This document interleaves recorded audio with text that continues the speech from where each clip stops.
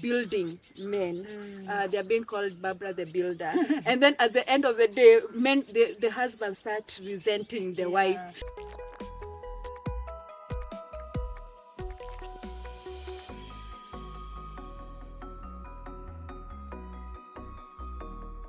Hi, beautiful people. Hello, guys. Welcome to She Speaks Sacred. Where her voice becomes a sacred right. She speaks. We listen. Spirit moves. I'm Wamboi Mukunda. And I am Zanele.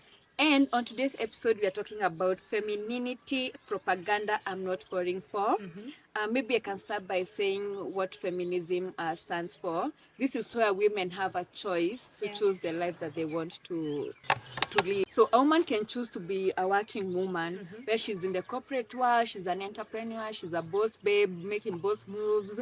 Also, a woman has the right and the choice to just stay at home, take care of her husband, her children, take care of the household, as long as she's happy with her choices and what she wants to do. So women, be free and live your life to the fullest.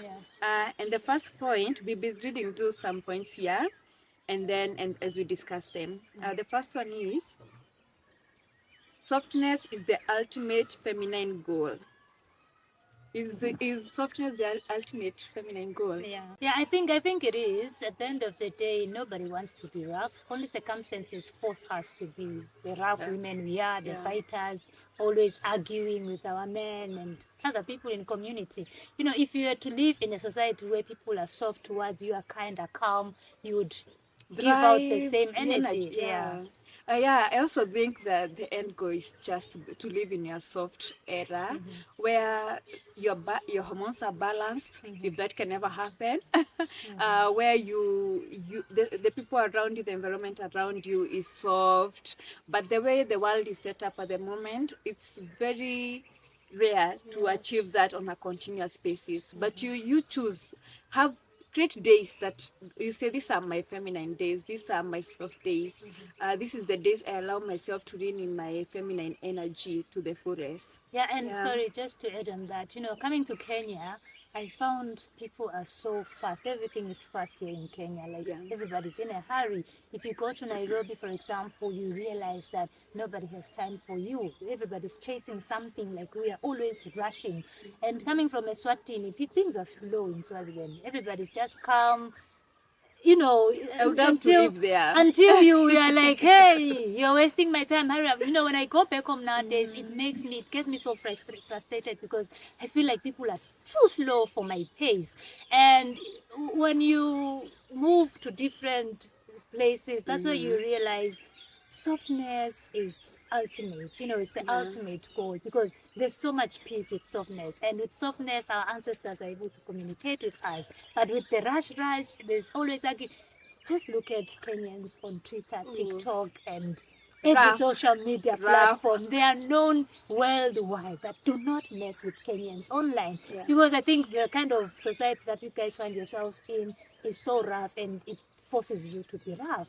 We want to be soft, but hey, you can't be soft in Kenya. I think the only women that are a bit soft, they look more feminine, more relaxed, are those from the coast of Kenya. Those ones at risk, because the coast is a bit slower. But the moment you come to this other region, it's just chap. So I think there's need for a balance, and for women to start leaning more on their softer side of it, when needed and when necessary. The other point is, hyper-femininity is equals to healed. This is where the aesthetics of candles, flowery dresses, and perfect routines does not mean someone is emotionally well. Let me tell you, there are people that I follow online, some influencers that have such a soft aesthetics on their page, where you just feel soft when you go to their page, where it's just slow living, slow moving, and it's so calming and peaceful. But does that mean that they are not healed? Does that mean that they are not going through some traumas, they're not going through some hard issues that we're also going through? No, but they choose to live that soft life, that aesthetically pleasing softness, feminine, wearing flowery dresses. Sunny dresses have been trending for the last few years, 2 years or so in Kenya. where more women are wearing sundresses, and they look, let me tell you, the moment you wear that dress, I don't know, there's like a feeling that you get, you feel soft, you feel like you don't need to lift things, you feel like you just needed to be treated like a princess, like by a who? queen. By who? No, the problem is, where are the men to treat us like that? You know what I've Yeah. learned is that social media can really get you depressed for no reason. Because what we are seeing is an edited version of this person. And I've learned to not compare, to not admire, to just watch and pass, you know. Yeah. Because the behind the scenes, if you were to watch the behind the scenes of this person's life, they probably had an argument with their husband and they are all touching on the camera, kissing, or loving and joyful. Soft. And you are now looking at your husband and thinking, what did God give Who me? is this? You know, when it's the same situation that you are probably in. So social media can really lie to you and make you feel so useless, Yeah. so unloved, so unwanted. It's so important to have the balance, you know, of your life and of that you are shown on social media, because people are suffering. Just we will keep going back to this point of, oh, so this guy's been beating the wife. What do you Imagine. mean? And we've been seeing And they're the videos perfect of, couple. you see, so never be fooled. I mean, and never disrespect your partner because you have seen somebody else's partner on TikTok, online, being Yes. treated a certain way or being respected in a certain. What I say to you on camera might be not what I'm doing to this guy at home.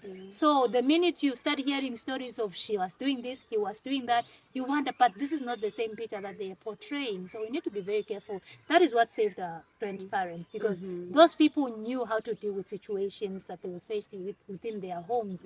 Like they would persevere because, not because they don't want to go home, but because there's no outside influence. This is a woman saying, do I need this for myself? Or do I need it for my children? Do I stay here for myself, or do I stay here for my children? So they were able to balance why they are making decisions. For us, it's like, hey, Nani left this kind of nonsense, I'm also leaving. Yeah. The next minute you hear Nani is in the coast with that same boyfriend who cheated, and now you have left your boyfriend who cheated. So have that balance without being influenced. Yeah, life is all about balance. So also balance your softness and your roughness. Whichever works for you at that time, use it. Yes, Yeah. use it to your benefits. Because sometimes you may go, you want to be soft with people who are rough towards you, and it doesn't serve you at the end of the day. Yeah. The other point is, you need to lean into your feminine energy to attract masculine man. Sounds spiritual, but often reinforced old gender roles under a new label. I feel like for you to attract a masculine man, a high value I man, was waiting for you also need to be in your feminine energy, because you need that balance. But the moment you are in your more on the masculine side of it, you may attract a man who is also more on the feminine side, because you're also looking for a balance, something to fix, something to clock in, something. So they need to be a balance. You lean on your feminine energy for you to be able to attract a masculine man. Me, I think that should be standard. It's true, yeah. Someone said, if you show a man that you are able to take care of yourself without him, that man will tend to let you do things for yourself on your own. Because what is the need of your husband if you are showing him that, hey, I can do this for myself, I can do everything for myself, so what am I doing here? And that's why you find men going out and looking for somebody who will let them, have that masculine energy and serve. For us as women, I don't know if it's lack of grounding from a parents, from a home kind of From how setup. we were brought up. Because you feel like you need to show that I can do it on my own. It's like a competition, and sometimes you lose the focus of what your role is in that home, in that family. And we keep on talking about marriage because we find ourselves in marriages, and it's unfortunate for somebody who's not in marriage who might feel like, these are just only talking about one-sided kind of argument. I don't know, when was the last time you were single? You probably don't even remember. It's been a minute. So you find yourself mostly talking about marriage and how to be in a marriage kind of setup.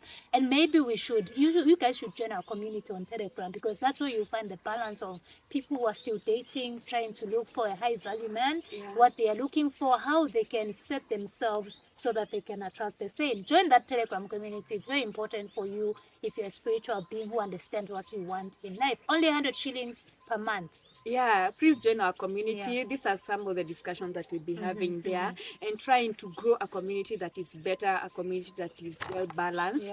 Speaking of gender roles, I think we need to also go back to the traditional gender roles, where the man was the provider, the protector of that household, and where the woman would be able to, her work will come in as a helper to the man. So sometimes those roles, sometimes they may seem like they are undermining the woman, but at the end of the day, it's benefiting you, because you're not here providing for the household. We have scenarios where women are building men. They're being called Barbara the Builder. And then at the end of the day, men, the husband starts resenting the wife.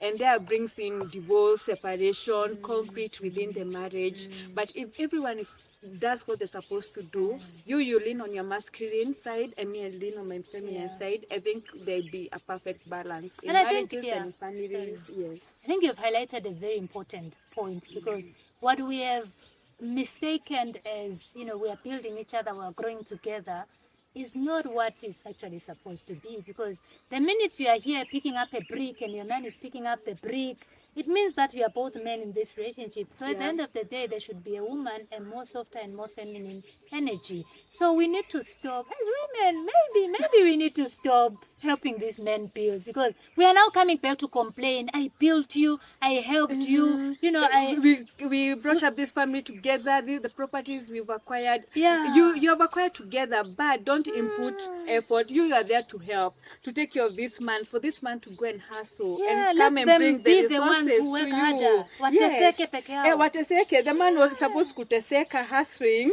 That's the secret to a happy marriage. Please, and more in our Telegram. Please. The discussion will continue there.